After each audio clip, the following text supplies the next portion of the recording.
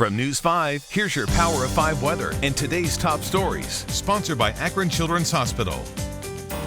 Hey there, Katie and Homa here with your top stories today. Let's start with a check of our weather. Trent, it is going to be a messy weekend. Oh yeah, definitely. We've got some snow, we've got ice, we've got wind, we've got rain, we've got lake effect snow, we've got cold air. All of it in the forecast. Today, really not too bad, though. Snow shutting down. By midday, we should all be snowflake free. Temperatures, though, only topping out at about 30 degrees, so it is going to be a cold day today. Thankfully, the wind's not going to be too strong. Eventually, though, this evening, I've got snow coming back. By midnight, plan on some light to maybe briefly moderate snow. Sticks around until about sunrise, so between midnight and sunrise, we're going to get a good 1 to maybe 3 inches of snow on the ground. By sunrise, warmer air's trying to work its way in. We'll transition the snow over to some sleet and then freezing rain, and then eventually by midday, it's all rain. So what that means is you're going to have a couple inches of snow on the ground in a lot of spots. And then you're going to have some ice on top of that. That could make the roads even more slick, so you got to be careful with that. And then it transitions over to rain. Now, rain kind of eats that snow away, so numbers are going to drop down. Snowfall numbers are going to drop down. Temperatures are going to be in the low 40s. Winds are going to be gusting 40 to 45 miles per hour. And then overnight, the rain transitions right back to snow, and we get in on some lake enhancement early Sunday, and then just straight up lake effect, some heavy snow squalls Sunday through Monday, even into early Tuesday. So widespread numbers may not be that impressive, but the impacts are going to be there. And then by the end of the whole event, by Tuesday, may have some shovelable snow in a lot of areas east of Cleveland. Hundreds of library workers in Cleveland may decide to go on strike today. Committee members say they're waiting to see if a deal can be worked out during a negotiation meeting today. Workers are asking for increased security, higher pay, and better staffing. The strike could cause several branches to temporarily close.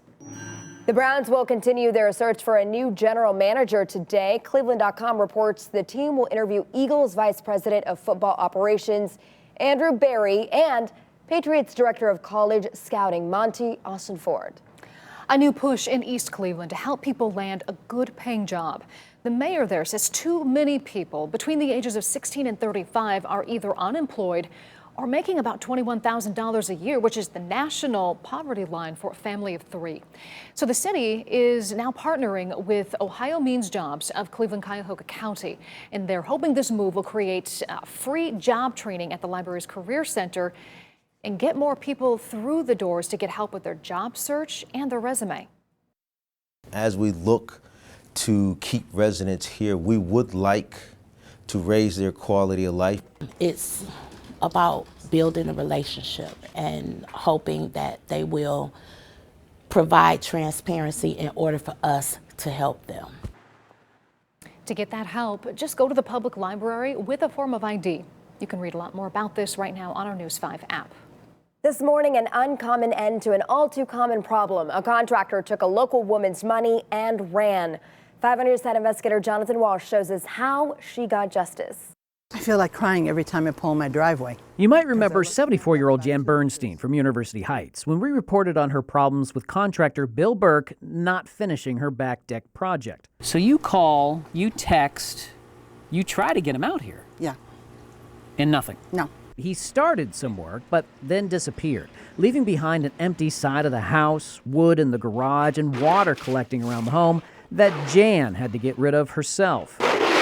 She wanted Burke off the streets. Hey, Bill. We tracked him down at his home on Cleveland's west side. Jonathan Walsh from News 5. How are you? He ran from us that day, but he couldn't outrun the law. And that's why he ended up here in court. Count 1, attempted theft.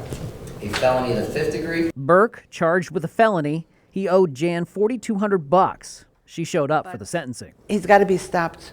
He can't keep doing this to seniors and homeowners. Even though Burke apologized to everyone, I just want to make good on everything that's been said here today. The judge could not overlook Burke's past. I'm going to sentence you to 12 months at Lorraine Correctional Institution. And what has Jan learned from her 14-month ordeal that she wants to share with you? You go to the law department, you go to court, you go to Channel 5, and you just pursue everything. Don't give up. I'm 5 on your side investigator, Jonathan Walsh.